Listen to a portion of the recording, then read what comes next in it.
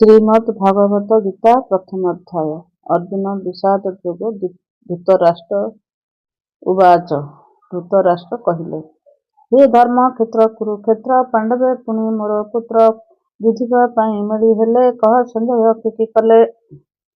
ସଞ୍ଜୟ କହିଲେ, ବିହୁରେ ପାଣ୍ଡବ ସୈନ୍ୟ ସଜ୍ଜିତ ଦେଖି ଦୁର୍ଯ୍ୟୋଧନ ଦ୍ରୋଣାଚାର୍ଯ୍ୟଙ୍କ ପାଶେ ଗଲେ। ହେ ରାଜା ଏପରି କହିଲେ, ଆଶ୍ଚର୍ଯ୍ୟ ଦେଖ ହେ ପାଣ୍ଡବଙ୍କ ସୈନ୍ୟ ଯେ ଦିଶନ୍ତି ଅଧିକ।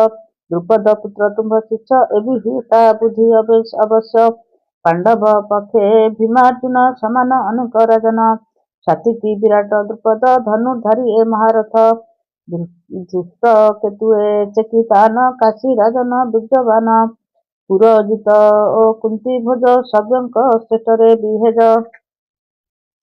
ମହାପ୍ରତାପୀ ଧାମନୁ ସୁଭଦ୍ରା ପୁତ୍ର ଅଭିମନ୍ୟୁ। ଉତ୍ତମୌଜ ଶକ୍ତିଶାଳୀ ଦ୍ରୌପଦ ପୁତ୍ରେ ମହାବଳୀ।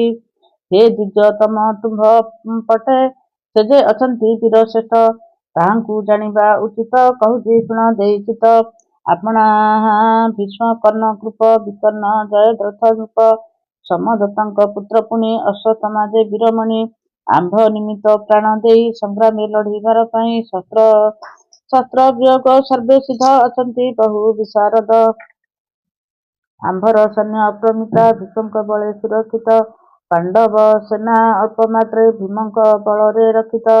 ବିଶ୍ୱ ଯାହାକୁ ଯେଉଁପରି ବ୍ୟୁହ ଦ୍ୱାରରେ ରକ୍ଷାକାରୀ କରିଅଛନ୍ତି ତାହା ମାନି ଭୀଷ୍ମଙ୍କ ରକ୍ଷା କର ଜାଣି।